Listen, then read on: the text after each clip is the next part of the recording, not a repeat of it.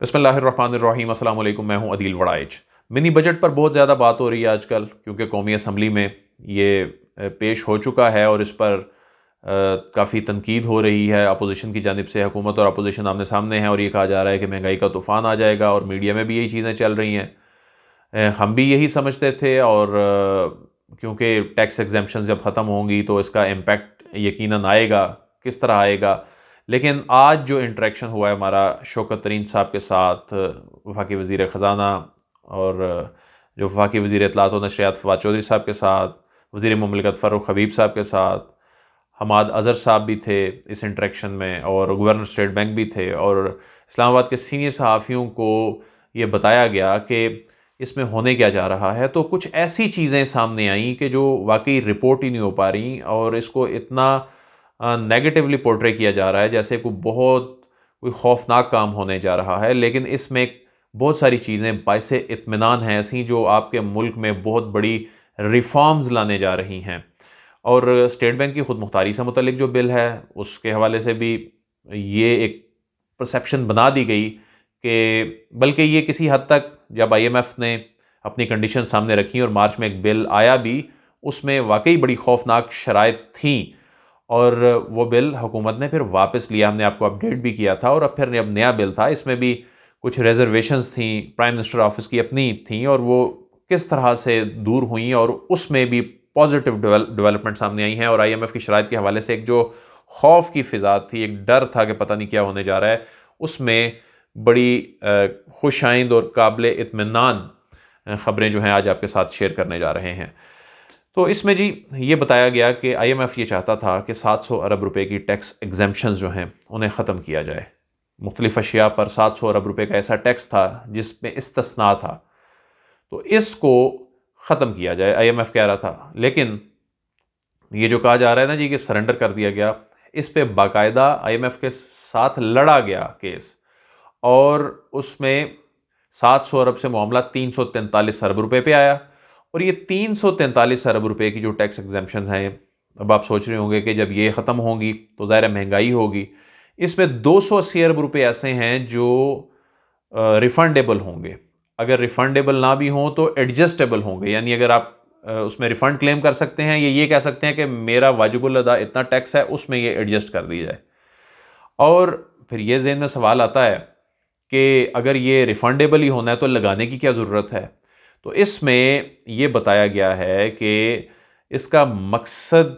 Tax collection ہے ہی نہیں، بلکہ اس کا مقصد اکانومی کی ڈاکومنٹیشن ہے، ٹیکس نیٹ کو بڑھانا ہے۔ وہ اس طرح سے بڑھانا ہے کہ جو ان پٹ ہے اس پہ ٹیکس نہیں ہوتا تھا، تو آؤٹ پٹ بھی جو ہے وہ ڈاکومنٹڈ نہیں ہوتی تھی۔ اور اس میں ایسے ہوتا تھا، میں مثال اس میں ایک دیتا ہوں فارماسیوٹیکل سیکٹر کی، کہ اس میں یہ کہا جا رہا ہے کہ جی فارماسیوٹیکل سیکٹر میں ٹیکس ایگزمپشن جو ہیں ختم کی جا رہی ہیں، تو اس سے ادویات مہنگی ہو جائیں گی۔ اس ایک مثال سے آپ کو سمجھ آ جائے گی کہ ایک تو اکانومی بھی ڈاکومنٹ ہو جائے گی، اور اس کے علاوہ جو مس یوز کیا جاتا ہے ٹیکس ایگزمپشنز کا، اور وہ جن مقاصد کے لیے یہ استثناء لیا جاتا ہے، اس مقاصد کے لیے یہ ایگزمپشنز استعمال نہیں ہوتی، اور اس کا فائدہ جو ہے وہ غلط انداز میں اٹھایا جاتا ہے۔ تو 700 ارب روپے کی یہ مارکیٹ ہے جی، فارماسیوٹیکل مارکیٹ، اور زیرو ریٹڈ مارکیٹ تھی یہ، اور اس میں را مٹیریل جو منگوایا جاتا تھا وہ اس پہ ٹیکس نہیں ہوتا تھا۔ اس میں ہوتا یہ تھا کہ یہ را مٹیریل ادویات کے نام پر منگوایا جاتا تھا، اور ادویات کے نام پر منگوا کر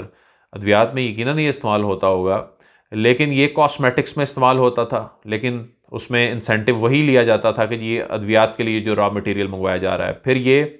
انرجی ڈرنکس میں بھی استعمال ہوتا تھا، لیکن نام وہ ادویات کا ہی لگتا تھا۔ اب اس میں ہوگا یہ کہ ٹیکس ایگزمپشن ختم ہو گئی، لیکن اب اس را مٹیریل کے بعد جب وہ ادویات بنیں گی، اور اس میں پھر وہ ٹیکس ریفنڈ کا کلیم کیا جا سکے گا، لیکن جب یہ کاسمیٹکس میں اور انرجی ڈرنکس میں استعمال ہوں گی تو اس پہ ٹیکس ایگزمپشن نہیں ہوں گی۔ بہت سے لوگ جو ہیں مثال کے طور پہ کہتے تھے جی ہم نے ایکسپورٹ کرنی ہے چیزیں، تو ایکسپورٹ کے لیے حکومت انسینٹیو دیتی ہے، تو اس کے لیے بہت ساری چیزوں پہ وہ ٹیکس ایگزمپشنز مل جاتی تھیں۔ لوگ جو ہیں وہ ایکسپورٹ کرتے ہی نہیں تھے، پھر اس کا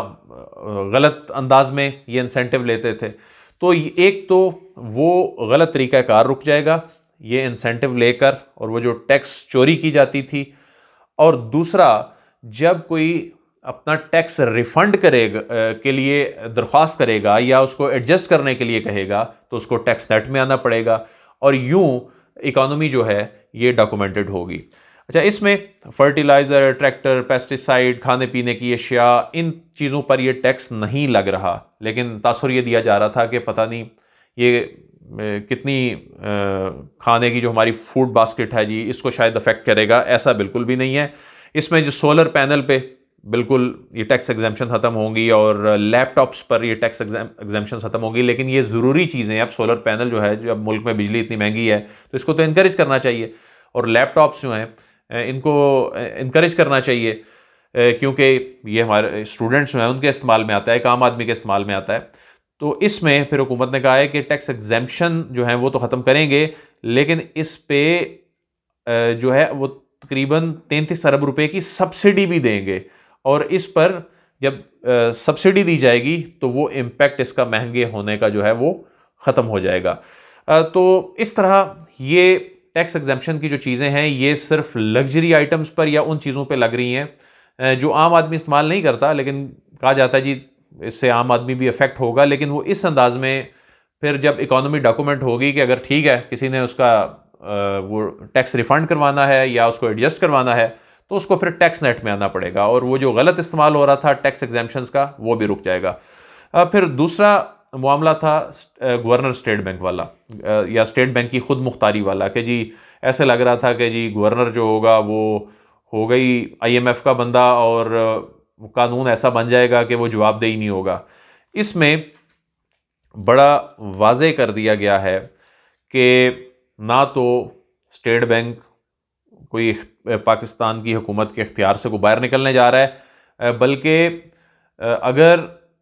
کوئی ایسی چیز آتی ہے کہ جی یہ تاثر جائے کہ جی گورنر جو ہیں وہ احکامات پر عمل نہیں کر رہے، یا احکامات کہنا شاید مناسب نہ ہو کیونکہ ایک اٹانومس یہ ایک ادارہ ہے، تو گورنر جو ہیں وہ معاشی معاملات پر کوئی حکومت کے ساتھ نہیں چل پا رہے یا اس میں مسائل پیدا کر رہے ہیں، تو وہاں الفاظ تھے شوکت ترین صاحب کے کہ میں فائر کر سکوں گا، میں فائر کر دوں گا، اسمبلی میں قانون جسٹ ایک لانا ہے اور قانون میں ترمیم کر کے یہ تمام چیزیں جو ہیں وہ واپس ہو جائیں گی۔ اچھا، بتایا جا رہا ہے کہ جی جو اسٹیٹ بینک کا جو ڈیسیژن ہے وہ بورڈ نے کرنا ہے، بورڈ کے تابع ہوگا گورنر بھی، اور اس بورڈ میں جو 8 ممبر ہیں وہ حکومت نے نامزد کرنے ہیں۔ یہ 8 بندے حکومت کے ہوں گے، یعنی حکومت نے نامزد کرنے ہیں، تو ظاہر ہے حکومت کی نامزدگی جو ہوگی تو وہ حکومت کے بندے گنے جاتے ہیں۔ تو اس میں خود سے گورنر نے صرف ڈیسیژنز نہیں لینے، اس میں پھر ایک اور معاملہ ہے کہ جی اسٹیٹ بینک سے قرضہ نہیں حکومت لے سکے گی، تو حکومت یہ کہہ رہی ہے کہ گزشتہ 2.5 برس میں ہم نے اسٹیٹ بینک سے کوئی قرض نہیں لیا، تو آگے بھی نہیں لیں گے، کیونکہ ماضی میں کیا ہوتا تھا، جس انداز میں اسٹیٹ بینک سے قرض لیا جاتا تھا اور جس انداز میں نوٹ چھاپے جاتے تھے، اور آئی ایم ایف کا سب سے بڑا شکوہ یہ ہے کہ آپ لوگ وعدے کر لیتے ہیں، امپلیمنٹ کرتے نہیں ہیں، اسٹرکچرل ریفارمز کرتے نہیں ہیں، تو اس میں اس مرتبہ جو آئی ایم ایف ہے وہ پھر کہہ رہا ہے کہ آپ ان چیزوں کو یقینی بنائیں، تو اس لیے یہ تمام چیزیں پھر ہو رہی ہیں۔ پھر اس میں یہ کہا جا رہا ہے کہ جو انٹرسٹ ریٹ ہے اس کا فیصلہ مانیٹری پالیسی کمیٹی کرتی ہے، اور اس میں کوئی تبدیلی نہیں ہو رہی، اور اس کے ممبر جو ہیں وفاقی حکومت تعینات کرتی ہے،